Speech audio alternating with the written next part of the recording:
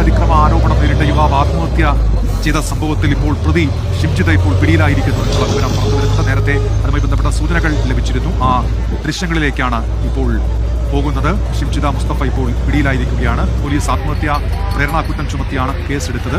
തൊട്ടു പിന്നാലെ ഷിംജിത ഒളിവിൽ പോയിരുന്നു. ഇപ്പോൾ ഷിംജിത പിടിയിലായിരിക്കുന്നു. ആ ദൃശ്യങ്ങളിലേക്കാണ്.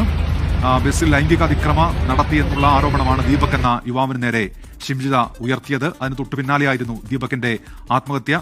വലിയ പ്രതിഷേധങ്ങളൊക്കെ ഉണ്ടായി. തൊട്ടു പിന്നാലെയാണ് ഷിംജിതയ്ക്കെതിരെ കേസെടുത്തതും. ഇപ്പോൾ ഷിംജിത പിടിയിലായിരിക്കുന്നു. സമീർ സിംഹം വന്ന് ചേരുന്നുണ്ട്. സമീർ, ഇത് എവിടെ നിന്നാണ് ഷിംജിത പിടിയിലായിരിക്കുന്നത്? വിവരങ്ങൾ സമീർ.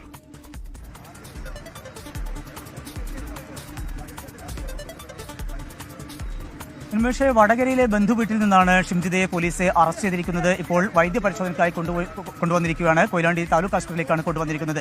അതിനുശേഷമായിരിക്കും ഇവരെ കോഴിക്കോട് മെഡിക്കൽ കോളേജിലേക്ക് കൊണ്ടുവരിക. ഇവിടെ എത്തിച്ചുകൊണ്ട് പോലീസ് സ്റ്റേഷനിലേക്ക് എത്തിച്ചുകൊണ്ടായിരിക്കും കൂടുതൽ തെളിവെടുപ്പും ചോദ്യം ചെയ്യൽ ഉൾപ്പെടെയുള്ള നടപടിയിലേക്കും നീങ്ങുക. ഇതിൽ ഏറ്റവും പ്രധാനപ്പെട്ട കാര്യം ഈ മൊബൈൽ ഫോൺ കണ്ടെത്തുക എന്നുള്ളതാണ്. ആ നടപടിയിലേക്കാണ് അതുമായി ബന്ധപ്പെട്ട് പോലീസ് നീങ്ങുന്നത്. അതിൽ ഏറ്റവും പ്രധാനപ്പെട്ടത് ആ ദൃശ്യങ്ങളാണ്. അതായത് ദീപകിന്റെ ദൃശ്യങ്ങൾ ഇവർ ഫോണിൽ ചിത്രീകരിച്ചു. ആ ചിത്രീകരിച്ച ദൃശ്യങ്ങളാണ് നവമാധ്യമങ്ങളിലൂടെ പ്രചരിപ്പിച്ചത്.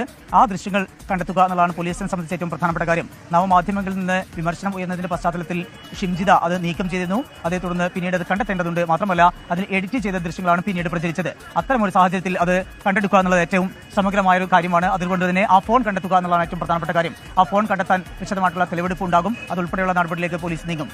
ഏതാനും ദിവസങ്ങൾക്ക് മുമ്പാണ് ഇത്തരമൊരു സംഭവത്തിലേക്ക് ഇടയാക്കുന്ന സാഹചര്യം ഉണ്ടായത്.